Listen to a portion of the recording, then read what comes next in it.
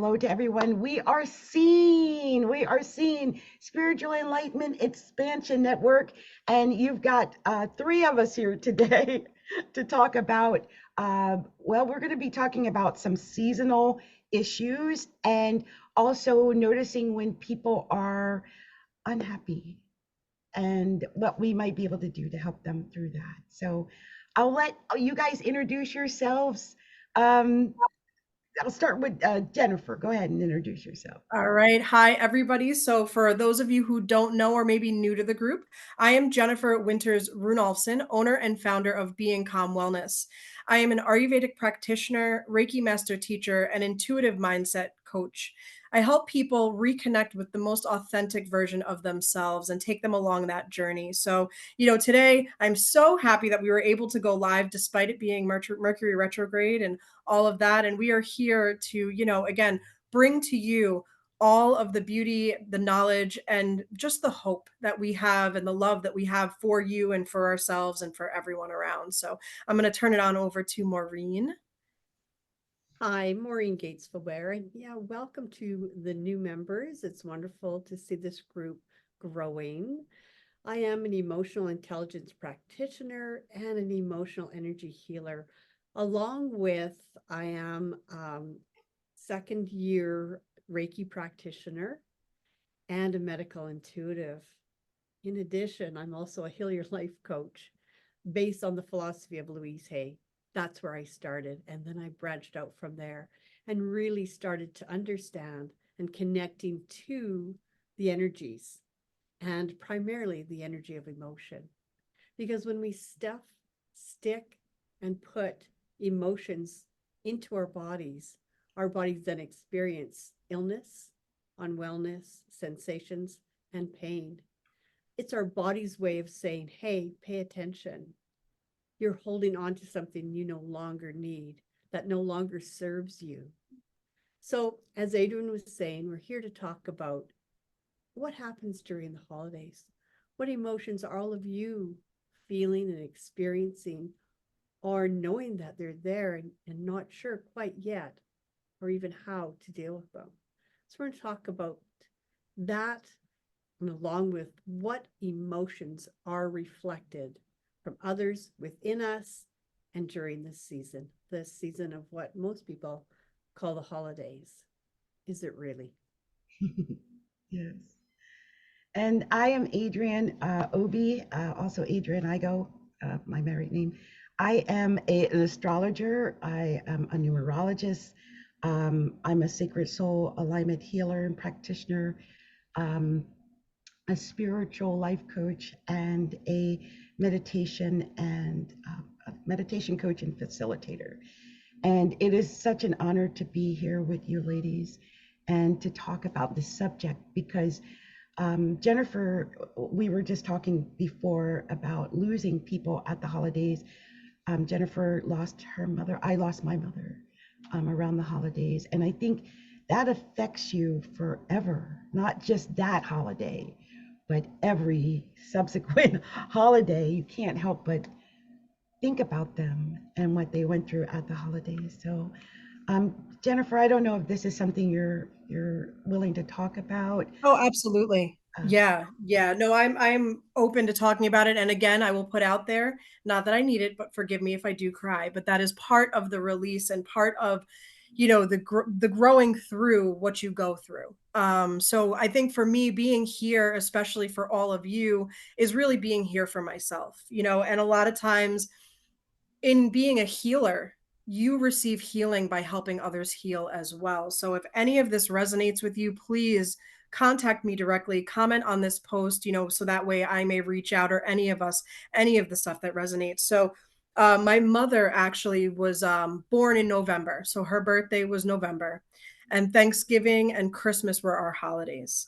In addition, my grandmother celebrated Hanukkah. So Hanukkah is a tradition that we also celebrate in this household.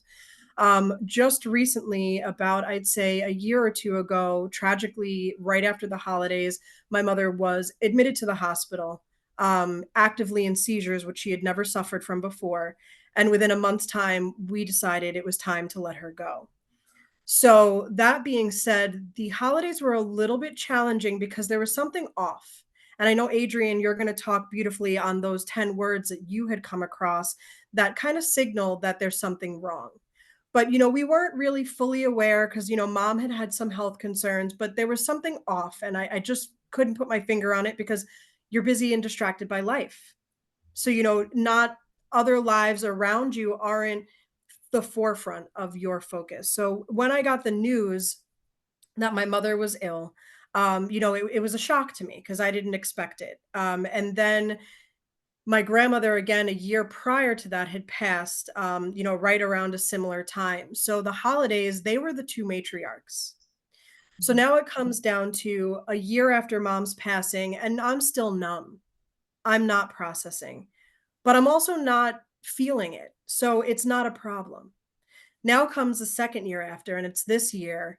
And I realized that in all of my obligations between, you know, trying to build my awareness of what I do for a living, between taking on some roles and responsibilities, I had spread myself way too thin in way too many directions. And I was trying to pull the pieces of myself back together. But in spreading myself so thin, I opened up the door. And, just before, because I'm in the process of getting my master's degree in Ayurvedic aromatherapy, and just before we hopped on here, we had had a lesson and we were talking about meditation. And what I had said, meditation and emotions and aromas and all of that. And what I had said is that meditation is the vehicle that brings you to the door. But if you are not willing to unlock the door of that experience, that emotion, that former life or former version of yourself, then you're not going to be able to process it. And like Maureen so eloquently said, it's going to sit and it's going to start to become disease because it's going to wear away that energy center and all of the physical associated with it. So by spreading myself so thin, I actually unlocked almost forcibly that door of the grief. And I had been doing some work with aromas and, we each week we did a blending lab and one of the labs was surrounded about grief. And, I made different blends, one for accepting the grief, one for unearthing the grief. And I had to smell and experience and go through. But at the same time, I didn't feel the need to really let it out because I didn't think. I thought, hey, I was over it. I'm tough. I'm strong. I'm that person. My shoulders are built big because, I was made that way and I can hold a lot. Well, I cracked and it's okay. And I felt, and it all surfaced, but I still had responsibilities to my child, to my husband, to my house, to my clients, to all of it, to the people that I was coaching, because I coach separately for an international group outside of that. So I had responsibilities. So, you know what? You don't have time for this. Lock it back up. Well, the universe, my body, and everything else said, nope, you can't lock it back up. And I was shocked. And I finally just kind of sat down and took some time and said, oh no, this isn't okay. And just before this meeting, I leaned into these two lovely ladies. And, prior to that, I had leaned into the other founders and I said, hey, ladies, I know you've been seeing me post about grief and thank you for checking in. I'm not okay. And I feel safe letting you know that I'm not okay because I know that you will feel my energy. You will be able to guide me with your words. And it's okay to not be okay. What's not okay is getting stuck in that feeling of overwhelm, getting stuck in the feeling of wanting to hide and bury your head in the sand, like I think it's an ostrich, Yeah. in getting stuck and turning into a sloth when you're really a tigress. Whatever it is that you see yourself as, you need to go down deep down and remind yourself that with all of these cracks and these openings, your true light is allowed to shine. And that's what Scene is all about. It's here for you to find what expands you, what within you lights up, and what within you may need to remove. And for us as founders, we really want to be cognizant of maybe some of the things that you're saying. Like Adrian, has that list that she's going to go through, and Maureen can, talk to the emotional aspect of it and what it might look like for you to support those around you as well. So in addition, you have all of the beauty, that we're human and, we are going through in addition to the stress of the emotions that come up with losing the matriarchs who used to host dinner or, used to lead us through the traditions, and feeling guilty that you don't remember the prayers that they said word for word because they always said them. And that's, like I said, is a part that hits me deep. And it's okay because the tears are the truth. And, I'm also in the process of preparing to give a eulogy on Saturday. And, one of the things that actually came up, which was beautiful, is what tears are. And it's just, I'm going to look into it while the other ladies speak, and I'm going to share what the poem says that tears are meant for, because a lot of people are like, oh, well, suck it up, be strong, don't cry, especially if Oh, you're of the male persuasion, yeah. that you're supposed to be tough, not emotional. So with that, we often swallow our tears. So I did find it. So it says to hurt when you're hurt without presuming that our pain is the same, to cry when you cry and not try to hide or avoid our tears. For Mm, tears are memories in motion, and mm, we gather to give the gift of grief. mm. And that's it. So your tears are memories in motion. And for me, that memory of my grandmother leading us through prayer during Hanukkah is painful because I'm not at the level that she was. So I feel that guilt. I feel the grief, and that triggers the tears. But you know what? It's a memory that's in motion. And now what can I do? I can take action to start reading those prayers ahead of time. So next year we can celebrate in full fashion.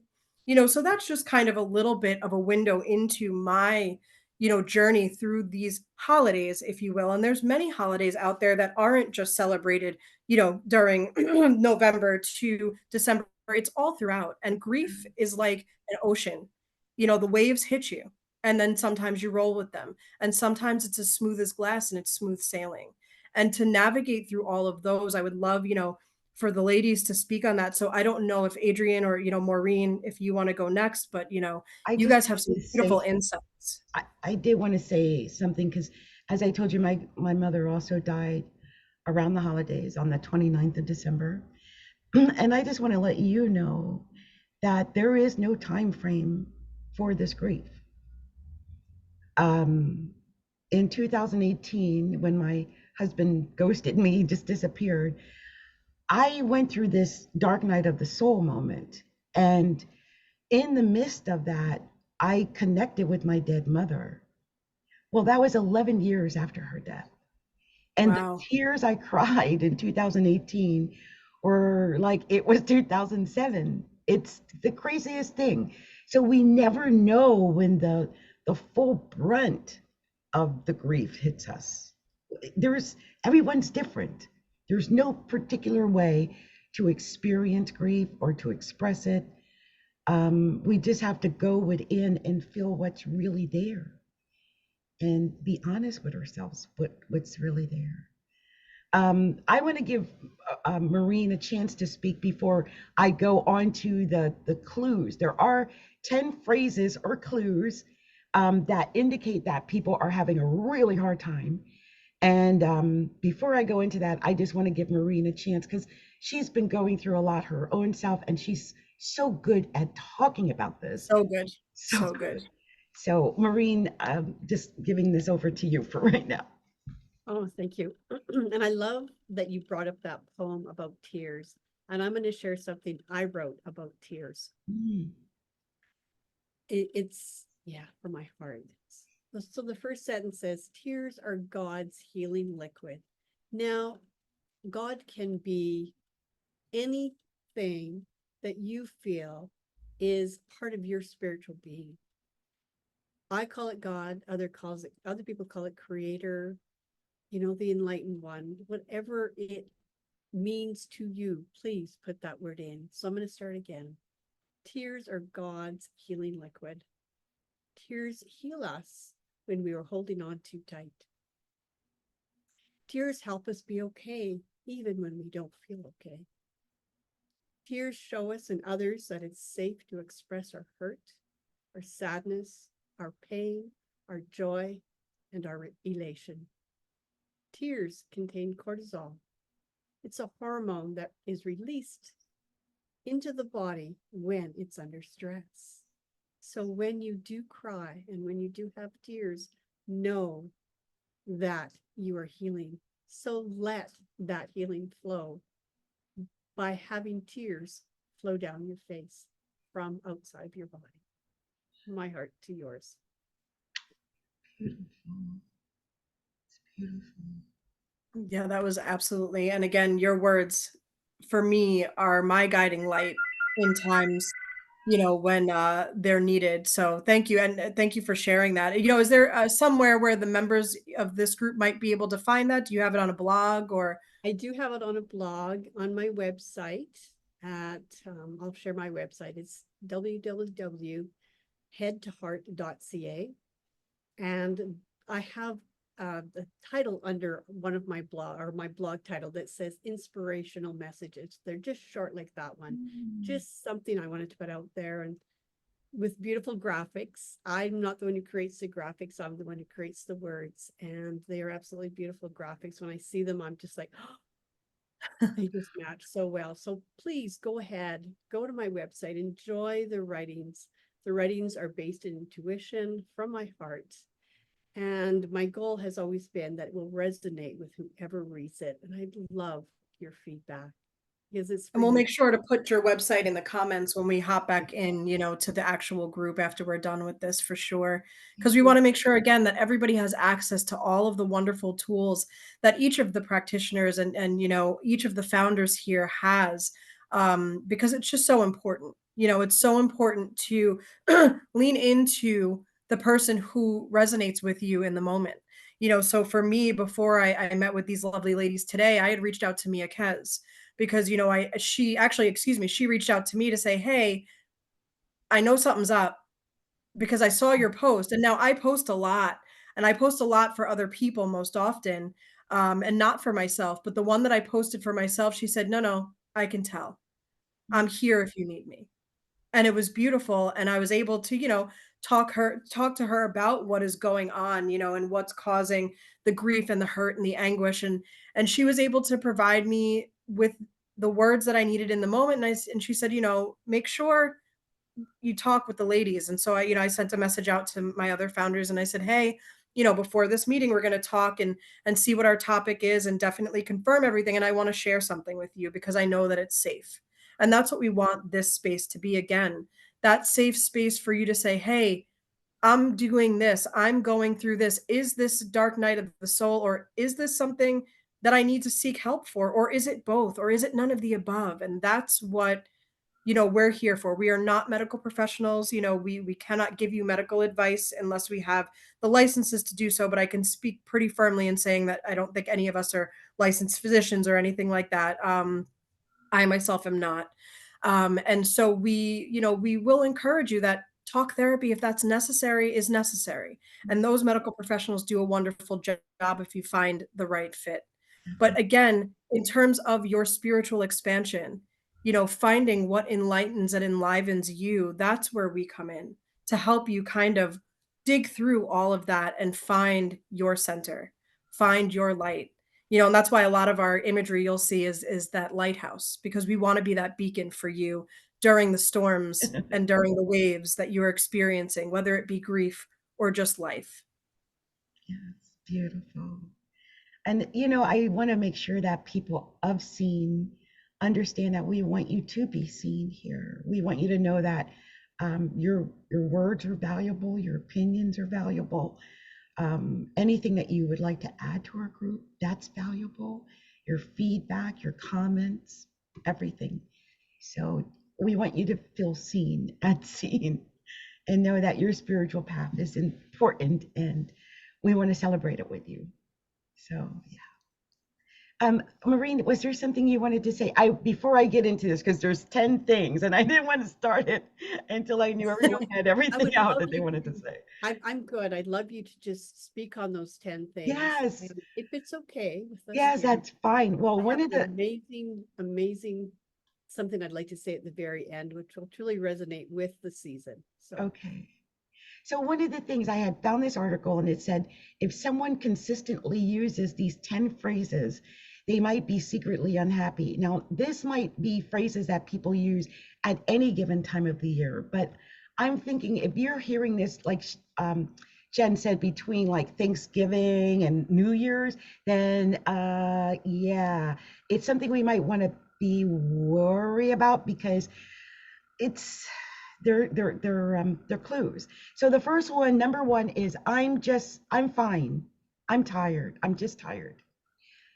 I've said that, like when I've missed an appointment or if there's something going on and people are like, "Oh, I'm fine. I'm just tired." Yeah, And I feel seen a little bit on that one. I'm not gonna yeah, lie because somebody checked in. They're like, "How are you doing?" I'm okay. I'm just exhausted. yeah, I'm just exhausted. Yeah.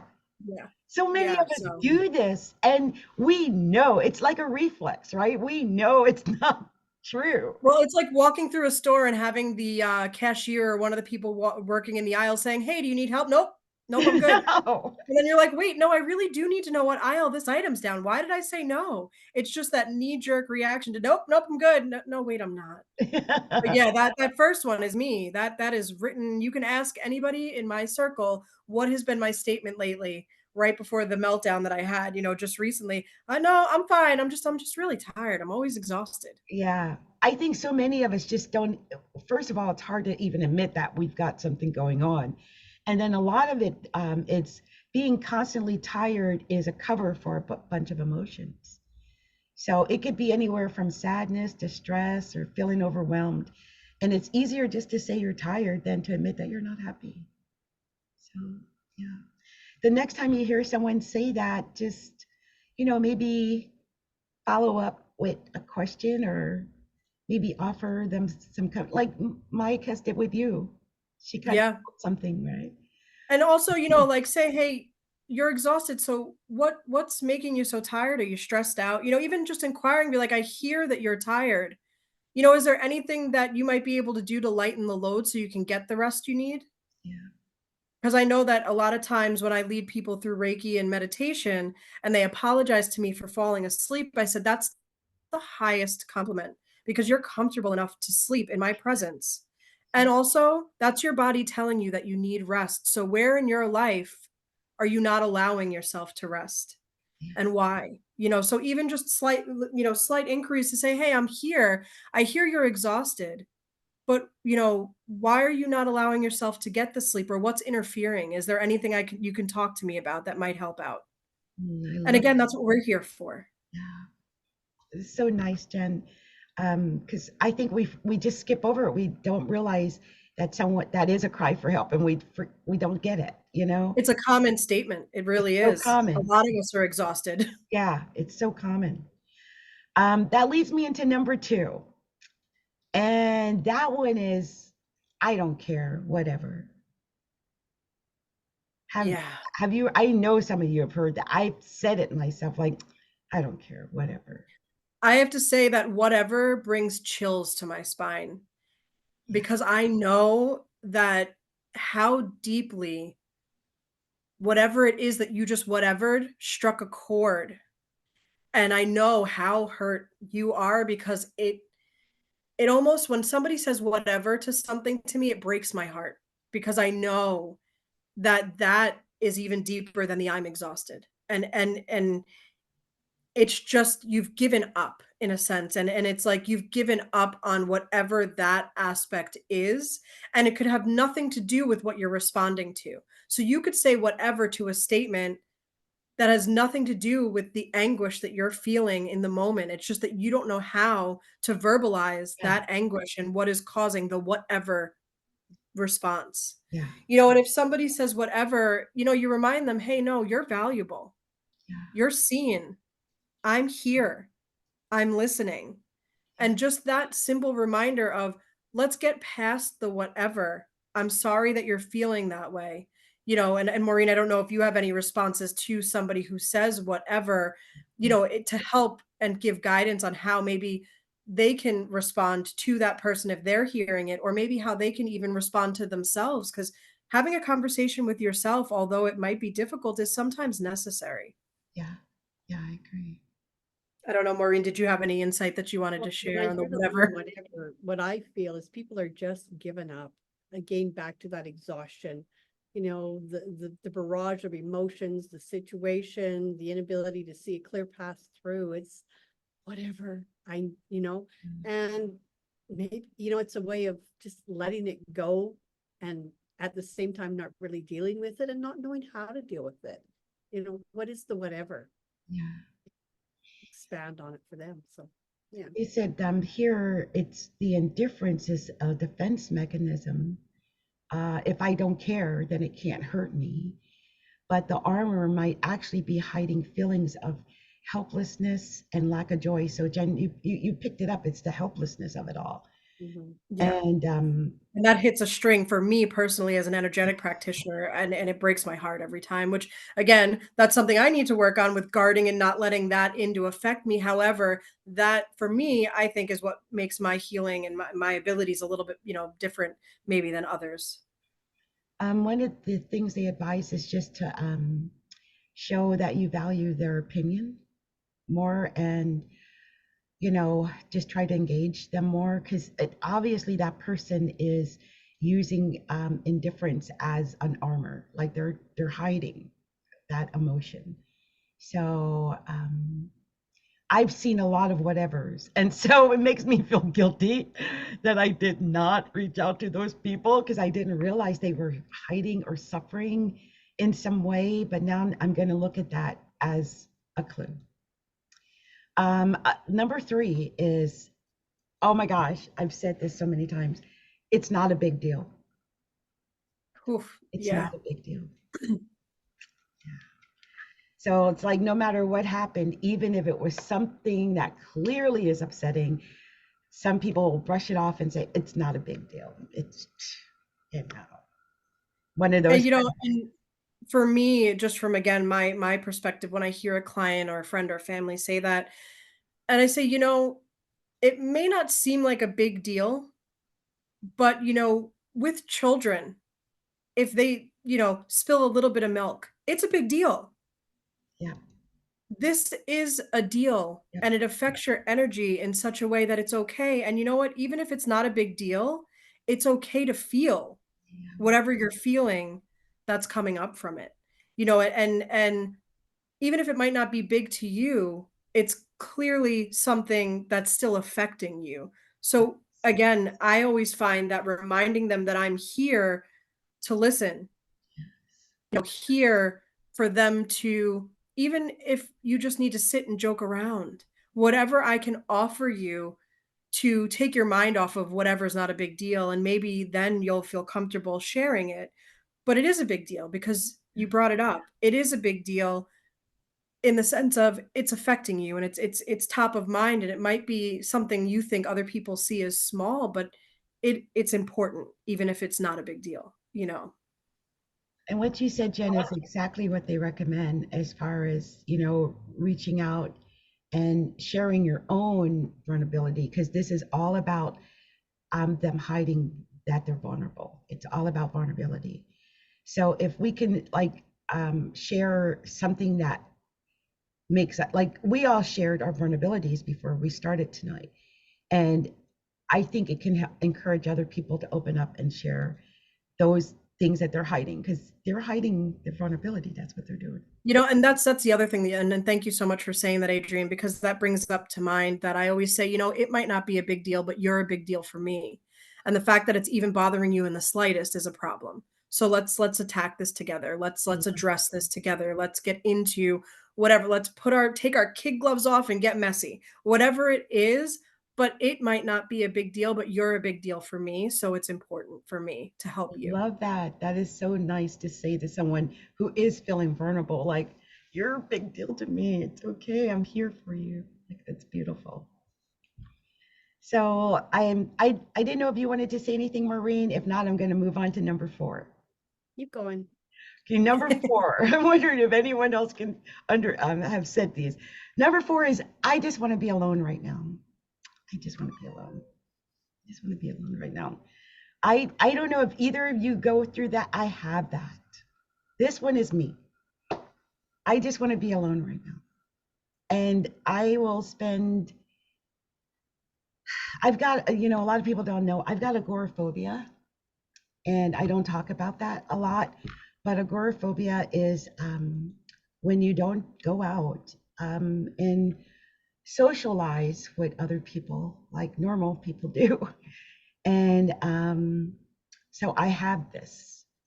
And although it's perfectly healthy to need some time alone, and solitude can help with self-discovery and resetting your mental state, there is a flip side, because if someone just wants to be alone, then they're not, especially if they're used to socializing, then it's a really big red flag that they're unhappy.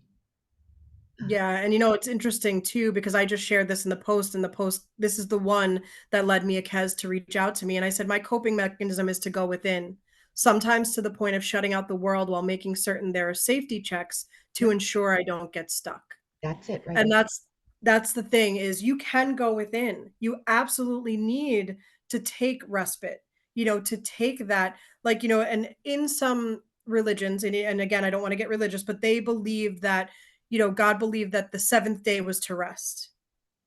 And, remembering the Sabbath is a book. And I know it sounds like it might be religious, but it's not. It's just remembering that in that act of taking a day to turn off social media, to turn off all devices, to go within is a necessary thing. So in Ayurveda, which I love, they live their life by the daily clock. And from 10 a.m. to 2 p.m., your digestive fire is the highest. So you're supposed to eat your heaviest meal. Now, that being said, 10 p.m. to 2 a.m. is when your digestive fire is highest again. However, you're supposed to have your eyes closed prior to the 10 p.m. time. So that way your body knows to go within and digest the emotions and the experiences you've had for the day. And so many of us are on our devices, and the blue light keeps us awake and it stops the melatonin from kicking on, to the point of some people have their children on melatonin as a supplement. But if you just simply cut the blue light out and slowly allow the natural light, when the sun starts to go down, your melatonin will come on naturally, and you'll start to get sleepy and relaxed. And if you follow the natural order of your body in line with the natural order of nature and the world, you'll find that balance, you'll regain that balance. And you know what? It's okay to be alone. So take the time just before bed when the sun starts to set to turn everything off, take your alone time, and then have your eyes closed before the 10 p.m. hour so that your body knows to go within and digest your experiences. So that way there's no emotional toxins that are left behind causing that disease. And it's okay to want to be alone. Sometimes it's overwhelming, and going out into public. I have a short story to share, and I laugh because I had just gone in because I was preparing for my cousin's 40th and I had to get some containers to make some things. And I went into a store and I was just very overwhelmed. And I came out, and as I was exiting, a mother had like a 2 or 3 year old in her hand, in tow, I should say. And the automatic doors, she walked in and she crossed the barrier of the automatic doors, and it was like hot for this baby. All of a sudden he reached back and he threw himself out of the line of the automatic doors and started having a temper tantrum. Oh So no. I'm walking out and she's taking up the whole doorway, and I looked at the little guy and I said, "Hey, little guy, it's too peoply for me too. I feel your pain." And with that, he kind of stood up and looked at me funny. And the mother laughed, and another lady laughed, and she was able to pick him up, and she realized that it was too much. And it's okay to be overwhelmed, especially in the hustle bustle of this, buying culture where we're out shopping and it's overwhelming and there's a lot of energy, and you might not know how to guard your energy yet. And that's okay. That's what we're here for, to teach you what works.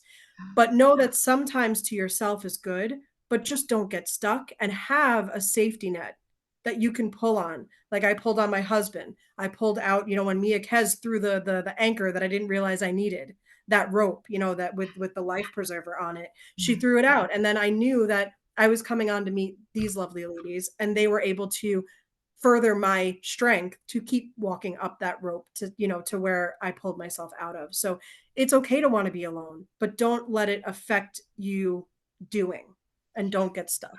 Yes, that is such great advice. Really, it is. Because, I feel like pulling away sometimes is our way of hiding our unhappiness from other people, and not addressing what's bothering us. So it's, it's just nice to know that when we're ready to talk, there's people willing to talk with us. So that's And great. sometimes other perspectives are so healthy too. Yeah, And Maureen, also, you look like you're going to say. yeah, your friends and the people around you, when they recognize that you're alone a lot for a long time, that it creates awareness within those people that are around you and able to reach out and recognize that that long time and continual excuse of I just want to be alone is an escape mechanism, and it's an opportunity for others to reach out and say, hey, I do hear you. I hear you want to be alone. Can I help you with that alone? Absolutely. Yeah, it's beautiful. Well, this one, I'm going to move on to number 5 because I've said it and I wonder how many other people have said it. But number 5 is I'm just not lucky like other people. I'm just not lucky like other people. Have you heard anyone say this? I've heard this. People say that, like, I'm just not lucky. And it's instant defeat, right? It's like the moment it's uttered, it's like you can tell that they believe that they're going to lose. So it's, So, yeah, I've heard it in a yeah. roundabout way. Wow, you're just so lucky. I wish I was as lucky as you are. And some You people know, just literally say it like, I've never won anything in my life. I'm just not lucky like other people. Or because I've said this, like, they must be extra lucky. Like they must have some magic elixir that I don't have. I have thought this before. So I can't say this is other. This is something I have experienced. Well, I think so for someone's me, got yeah, something. Yeah. what I tell people who say I'm just not lucky, I said, but yeah, you are because you opened your eyes today. Oh, I love You that. are lucky Gratitude. because your body is walking. Like you woke up and like I wake up almost every day in chronic pain. It's just it is what it is. It's a matter of if it's a 3 of 15 or anywhere above or beyond that. Yeah. And I still wake up and I say, you know what? I am happy. I am healing. I am whole. I am here today. And I turn over and I say, and my husband's sleeping. He's next to me. We're together. I wake up and I run down to my 185-pound St. Bernard and I say, I've got the biggest little dog who is full of love. And I look at everything. And there's a technique that when we hop into this, I'm going to put the picture of it in the comments. I do a gratitude breath work exercise where you breathe in for a certain number, you hold for that number, breathe out for that number, and hold for that number. And maybe you know what, right before the new year comes, I'll hold a live session for you guys in this group. But then after you're done, you list that same number of items that you're grateful for in the very moment. And if you wake up and end your day, you start your day and you end your day, and somewhere in between, you can find the little things to be grateful for. You would be amazed at how quickly your luck, your life, and everything does a turn. Because you're telling, in essence, when you say, I am not lucky, I am so unlucky, I wish I was lucky like this one, you're telling the universe, and the universe is just pouring in life and pouring in abundance. And the first filter, as many of you probably know with the chakras, is your mind. It's that third eye, it's that intuition, it's that inner knowledge. And if your inner knowledge is filled with, I'm not lucky, the universe is like, that's what you want? Okay. Let me keep giving it to you. Let me keep throwing Yeah. situations at you that make you feel that way because that's exactly what you're asking for. I got you. I got you. I am there. And instead, you want to switch it to, you know what? I may not be as fortunate at this one, but I am grateful for this. And then the universe hears what you're grateful for. And this is what I'd like to achieve. So I'm grateful that I have the ability to even think that I can get there. I love You know, that. And that's, yeah. there is a particular thing. It was really popular trend over 2023, and it's the "I am the luckiest girl in the world" affirmation. Have you heard of that? And it's like, I am the luckiest girl in the world. Everything I want, always works out for me. Everything just flows to me naturally. I get everything I want. And like, And you keep saying that until you you just you keep feel it. saying that. Yeah. I even just saying it right now and I get goosebumps. But that is like really popular. And there's all different versions of them. Like on TikTok, just type in I'm the luckiest girl in the world and you'll just see all these people just declaring how lucky they are. So I hope that whoever might be going through that, especially at the holidays, right? Because especially if you're alone or you're you might not be getting gifts, it's easy to get into that mindset that I'm just not lucky like other Or people. you're surrounded by people that you don't normally interact with, and you don't necessarily want to be surrounded, because there is that, where we think that getting together with family is the bee's knees, Oh and well, forgive yeah, me for using that idiom, but a yeah. lot of times I find that the family you were gifted is a gifted lesson and not necessarily a gifted loving that you need.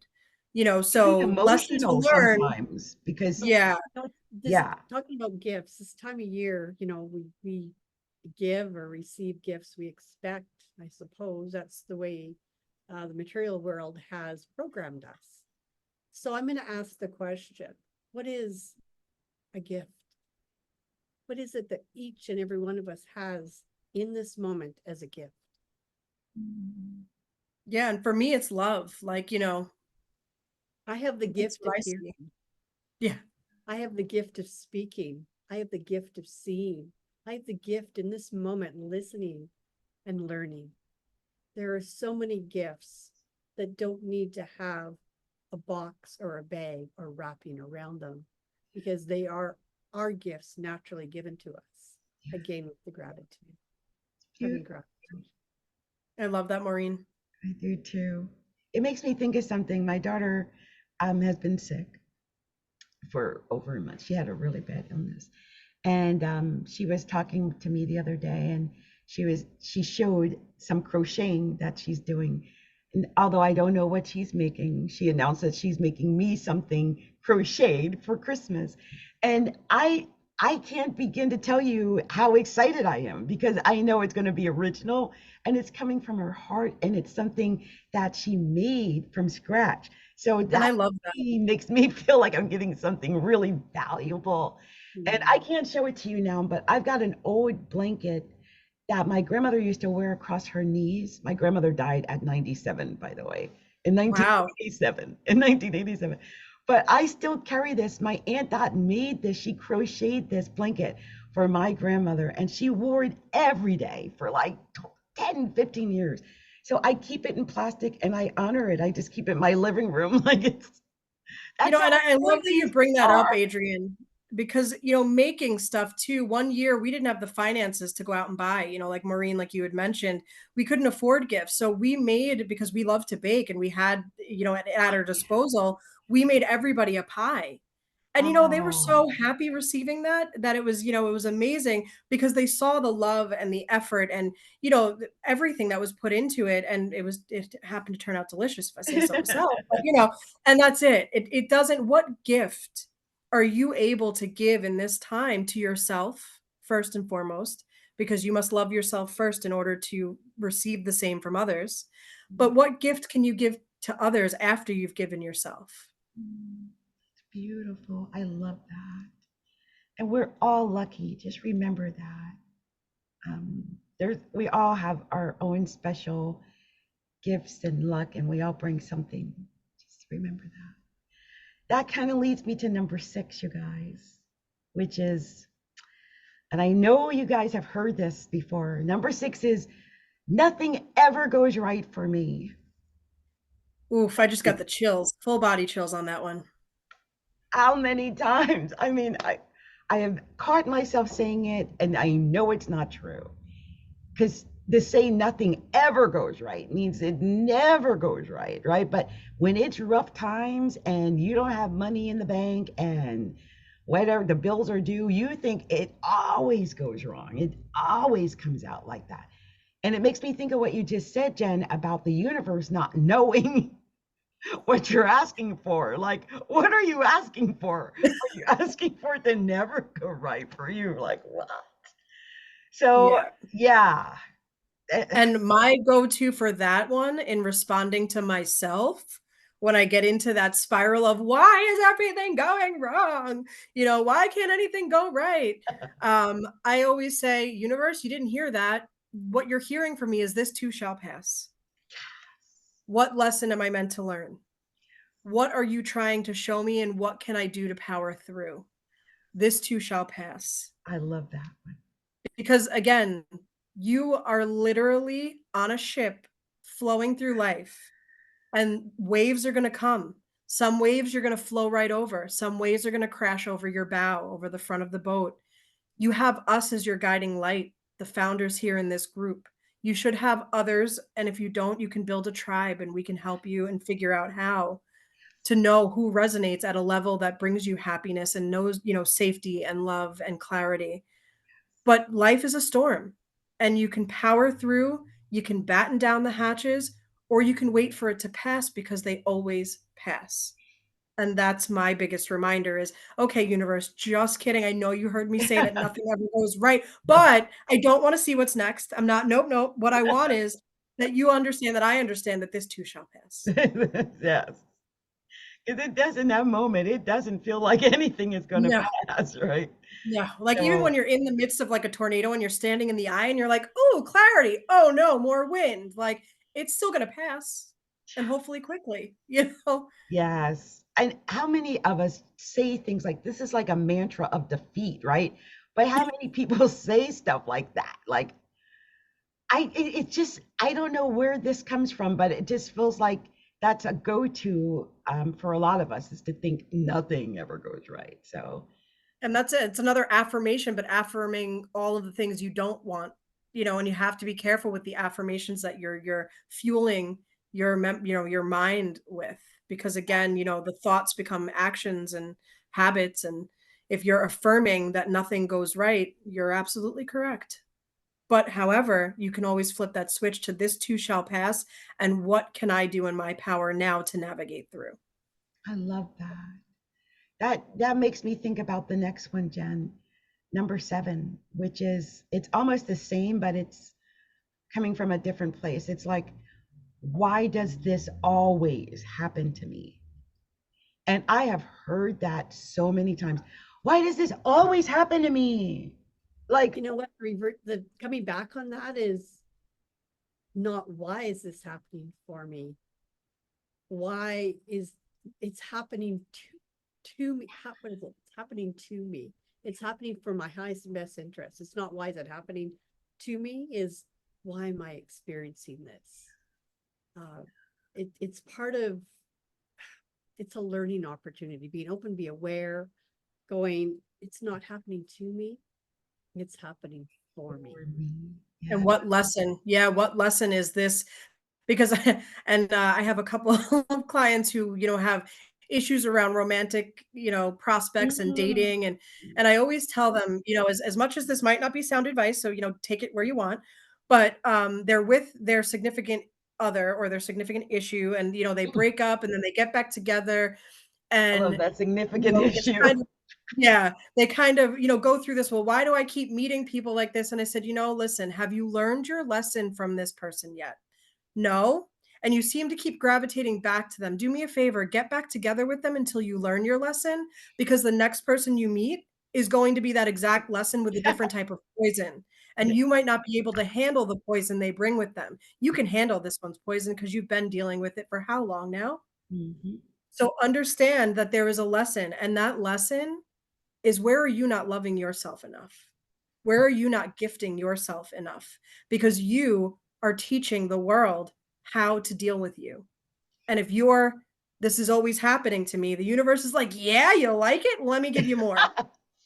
Because That's you're the clue. gifting If it's yourself and you're always treating yourself. happening, Yes, yeah, yeah. like we're obviously attracting that And to I us. love that you say that, Maureen, that, that it's a lesson. It really is Yeah. a lesson in why, this is always, I'm always experiencing this. Well, why? Dig into Like, the why, learn get the to the lesson where. already. Yeah. How many things do I have to send your direction Yeah. until The I don't universe is know? like, oh, I'm pouring. You're not learning. What's going on? It's like one of the things it says here is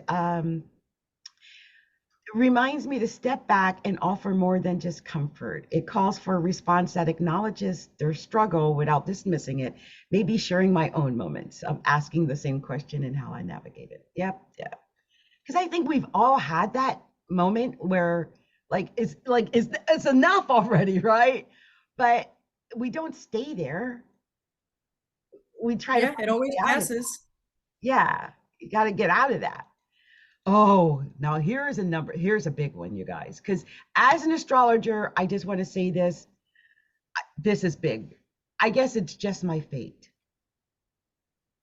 I guess it's just my fate. Yeah. Number 8. I guess it's just my fate.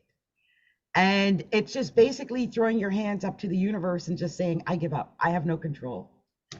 It doesn't matter what I do because it's all going to happen to me anyway.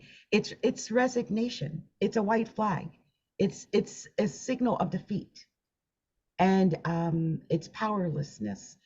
And I just feel like as an astrologer, that is the biggest thing I face for myself and for my clients is that mindset, like, oh well, that's just my fate.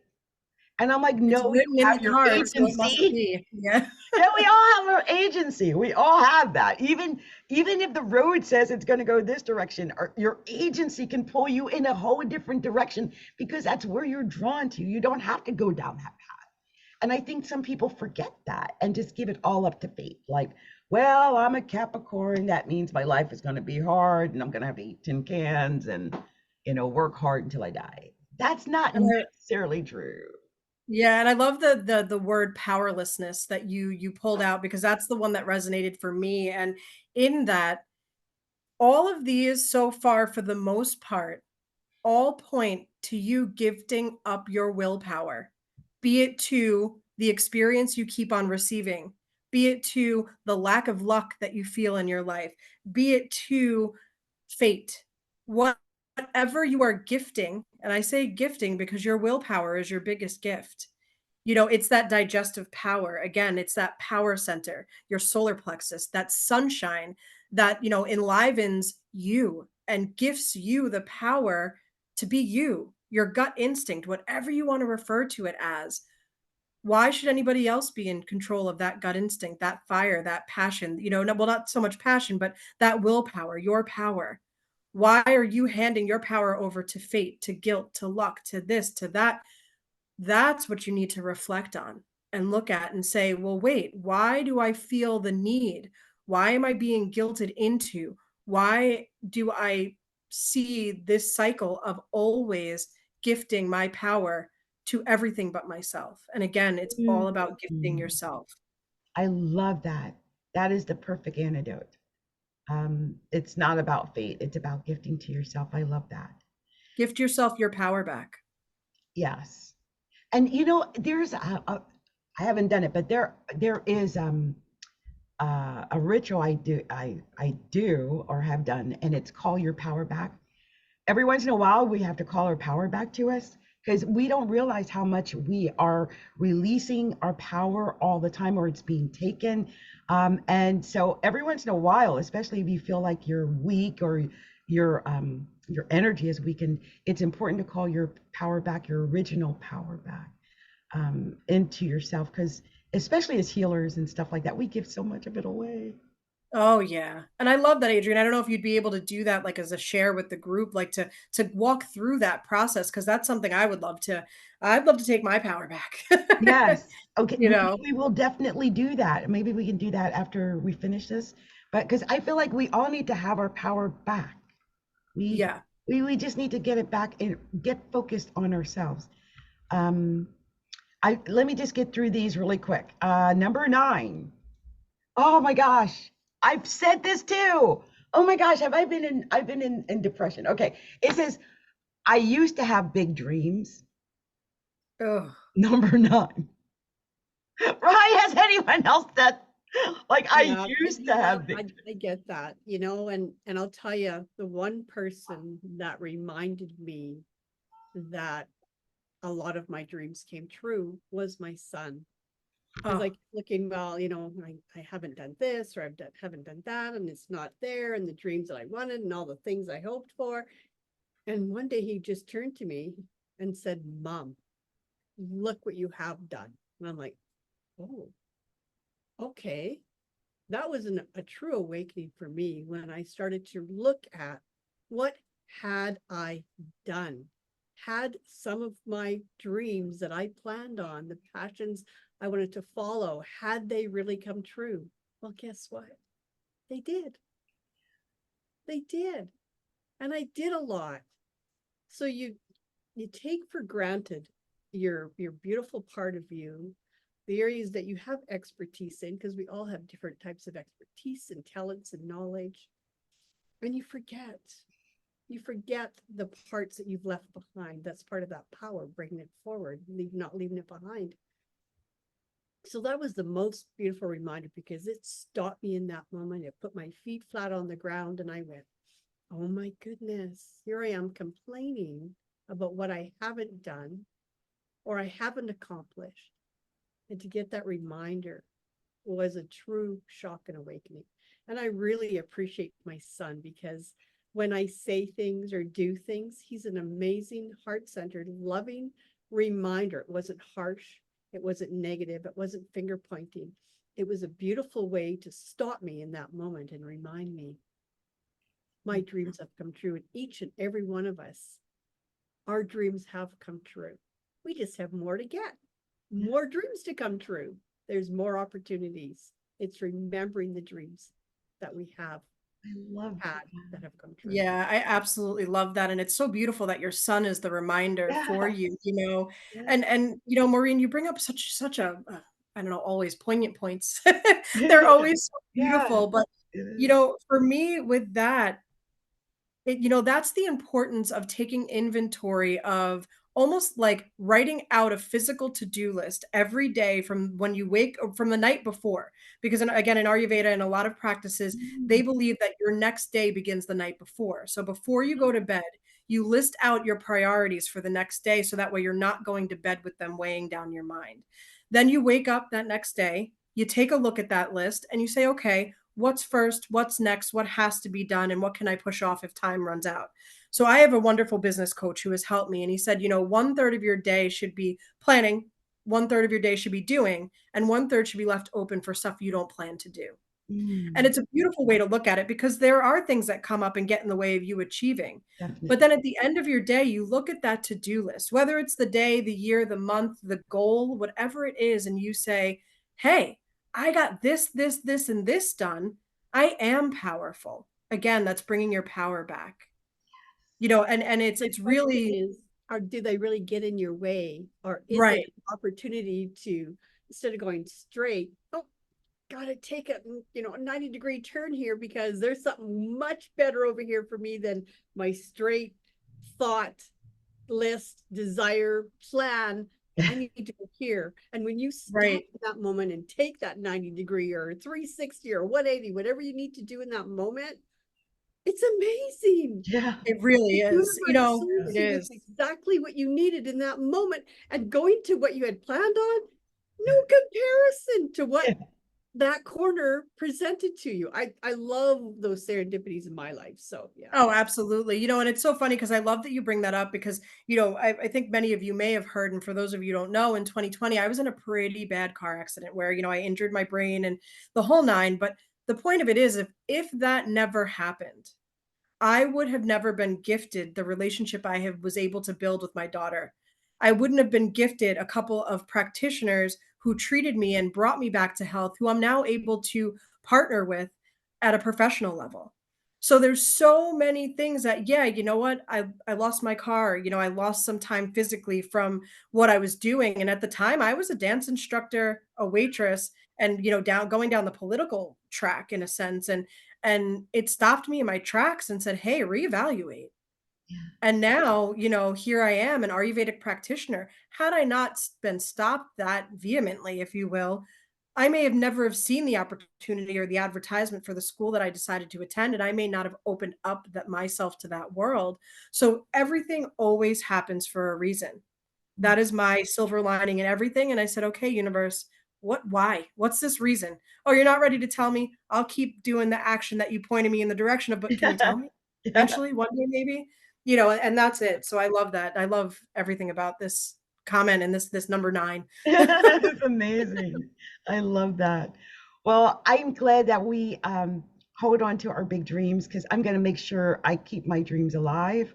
And because there's always new dreams, right? So let's get to number 10. Number 10. Oh my gosh, as you get older, this one is so prevalent for myself.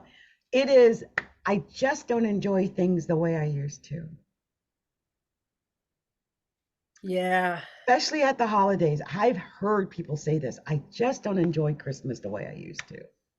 Just don't enjoy the holidays the way I used to. I just don't enjoy it the way. I truly resonate with that. And, I hear we're talking about loss. My mom passed away on my birthday. Oh, So, I don't look at it as I look at it as a gift.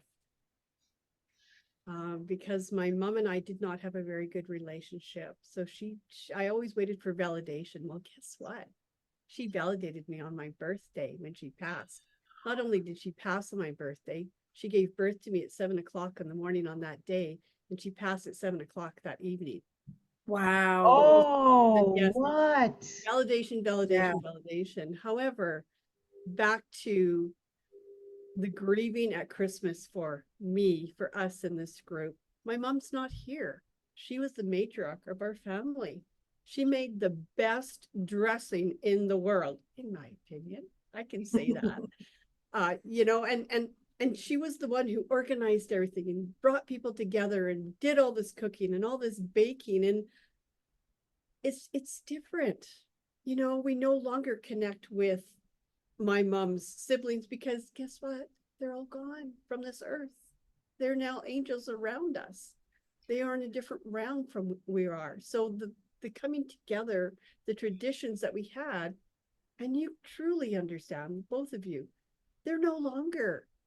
So the idea of it's not as enjoyable as it once was. I'm going to remove that enjoyable for a moment and say it's not the same anymore.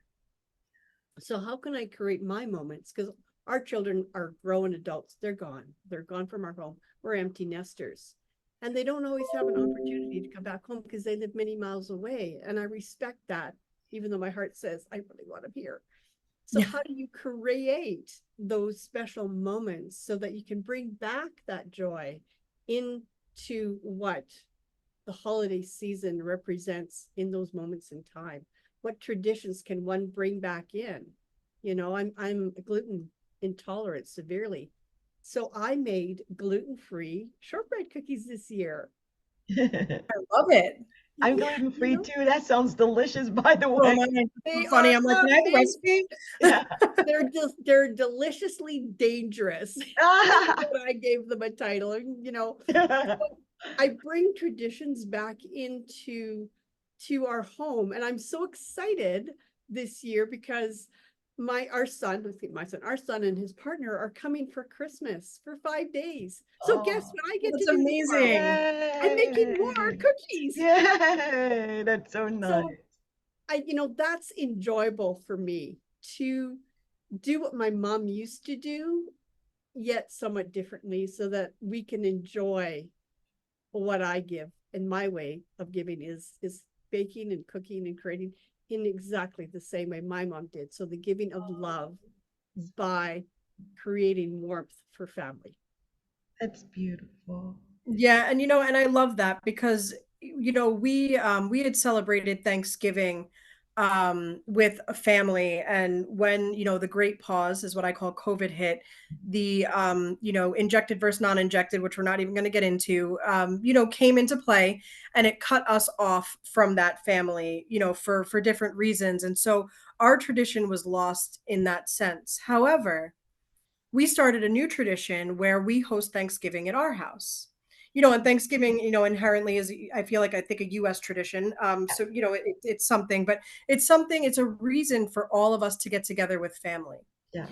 And with that being said, we extended the invite to our daughter's extended family because, we took her in. we adopted her. And then we also extended it to any friends that didn't have family, or were going through. And this year was, I have to say, my most enjoyable, because not only did we extend it to a friend who didn't have family, she extended it to her daughter. And her daughter brought her husband. She was also pregnant, and her 4-year-old. And then I called up an old client and said, hey, I know you and your wife are going through something.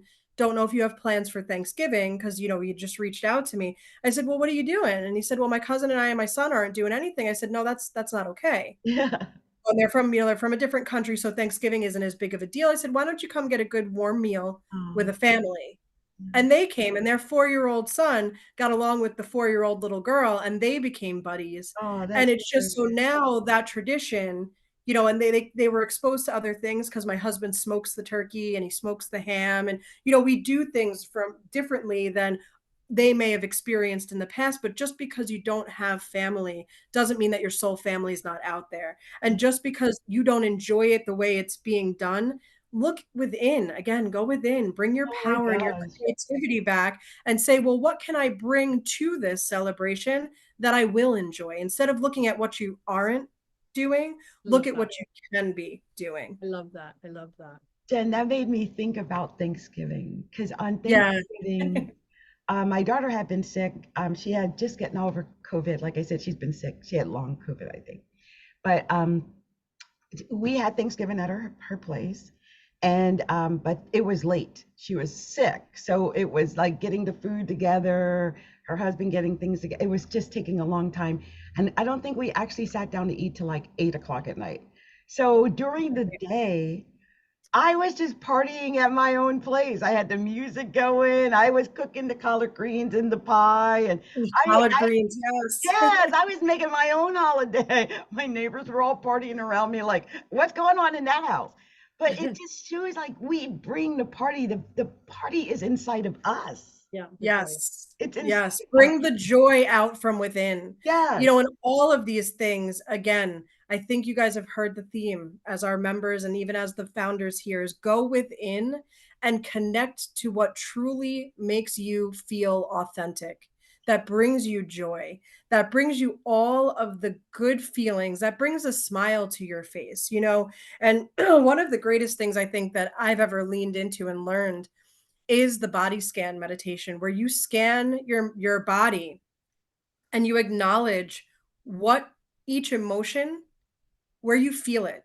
So what it looks like, and again, that's something I can maybe walk through at a later time with this group, just to kind of give back to you, is you close your eyes down and you think of something that makes you happy, and you bring a smile to your face and you acknowledge what that sensation feels like in your body. Where do you feel it? And what you want to do is go through life with that barometer, and that set as almost a non-negotiable, that every interaction I have, in order for me to be around it 24 hours a day, I need to feel this happy feeling. I need my body to be speaking what it's speaking in this moment. And if it's not, then I need to evaluate if it's draining, if Mhm. it's harmful, if it's poignant in the terms of learning a lesson from it, and eventually it'll lead me to happiness, because I need to grow, because some things are pushing you to grow, and it's okay. But acknowledge that happiness. And if you're not enjoying the holidays because you're spending it, say, for example, with your family, and your family isn't in alignment with where you are in the moment, find something that brings you that joy and bring it to the celebration if you can't avoid the celebration. Bring you to everything you do. And I feel like a lot of these statements, like being exhausted, you're exhausted because you're not authentic. You're not authentically connected to you. So you're doing everything else outside of you, and it's draining you. Again, you're not lucky. Everything keeps happening to you. You're allowing it because you're gifting your power to it. You're gifting your power to fate. You're gifting your power to others, to not you. So go within, gift yourself you this season, in these holidays. And I know, Adrian, you just finished your list, and I know, Maureen, you had wanted to close out. So I don't know Yeah. which direction we want to go, but if we're good, I think with the list, right, we got to all 10, Adrian. Yes. Did you want me to do the call our power back? Because I was going to do it. I think that might be a good maybe thing we could do separately. Okay, we I can do don't that know. Yeah. separately. Yeah. Just I because I know we've I already can been. record Yeah. something for the group. Ladies, we've Yes, been that would be a beautiful. Yeah, I'll do while, that. and Yeah, and I love that. I feel that we're offering to do things in the group, and I believe that would be absolutely beautiful, each and every one of us, to go live in the group and offer some beautiful healing energy sessions that we can, Maybe give we up. can make events for it. I Yeah. would love us to do that and commit to that and look at something new and exciting for the new year. That would be beautiful. Or if you feel prompted, whenever. So yeah, because of the time, and we've been on for a long time, and appreciate all your listening and love that you're here with us. If it's okay, ladies, I would just love to close out with a poem about angels. It's a beautiful time of Yes, the please. year when they are closer to us. Our angels are those that have passed before us and those that were given to us through universal love and compassion, and they are with us each and every day. So angels come into our lives to show us what pureness looks like. These angels reveal parts in us that we are not aware of until they arrive in our life. Angels show us to be better, how to feel better, and to strive for the goodness they share with us. Angels are the best part of what God has put on this earth. Game that can be energy, that can be a creator. Angels give us hope for when we transition. For it is the promise of our souls that we feel and experience the feeling of pure love and peace. It's beautiful. Thank you, Maureen. That's beautiful. That is absolutely beautiful. Perfect for this time of the year as well. Thank you. I just want to thank everybody who actually is within the sound of our voices. I'm going to post this on everywhere. It's in our group, but I'm going to post it on YouTube as well. I just want to thank you, ladies, for being here with me today. This was beautiful. Yes, absolutely. This was absolutely exactly what I needed to sound a little selfish in this moment of time. But you know what? That's what this group is here for. And I knew that I could wait and hold off and hold out until we had this beautiful meeting. And I knew that they would support me in my time of need when I was most vulnerable before hopping on. Because, and I love that you asked if I was okay with even going live. Do I have the energy? And the space to hold for this group. And for me, yes, because by offering my story and sharing my pain and speaking my truth, I'm able to heal. And hopefully, somebody out there is able to hear something that any one of us shared and either receive the healing from our words in the moment or know that we are safe, that we are here and that, we're here to make you feel seen, heard, and valued because that's what we bring to the table. So again, we always ask you in the comments, make sure you share with some topics you might want us to touch upon in the new year. We are looking to host events now, maybe where either we go live or we submit a recording, where you can tap into that. And again, we're human, so we may say these things and life may happen and we may forget. So remind us to say, hey, Jen, you had mentioned you'd share the gratitude breath work. Can you share that? I know you forgot. But again, just like you're gentle with us, be gentle with yourselves and know that we are here and you can be too for anyone in need around this time or any time. So thank you again for joining and sticking, especially if you stayed through this to the end. Thank you. And happy holidays to everyone. Happy holidays. Much love to everyone. Bye.